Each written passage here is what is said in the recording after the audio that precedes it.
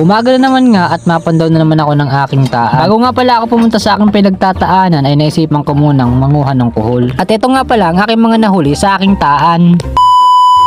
Balik na nga pala tayo dito sa video na to at daladala ko na itong timba. Bago nga ako pumandaw ng aking mga taan ay naisipan ko munang manguha ng kuhol na pamain. At dahil nga maaga ako nagising at maaga rin ako nakaalis ng bahay ay ito muna ang inuna ko. Napansin ko nga ngayong umaga na maraming nakakalat na kuhol kaya naman agad ko nang kinuha. Parang nga po pala doon sa mga hindi pa nakakapanood kung ganong ginagawa ko sa kuhol ay ito nga po pala ay pinapain ko sa aking screen o trap. Yung trap ko nga po pala ay panghuli ng kiwit kaya naman ang pain namin dito ay kuhol. Para doon sa hindi pa nakakapanood kung paano magpain ay meron na po akong video. Pakipanood na lang po sa aking Facebook page. Makalipas nga ang ilang minutong pangunguha ay nakakuha na ako ng lampas kalahating timbang kuhol. Itong ang ganito karami ay sapat na para pampain sa aking mga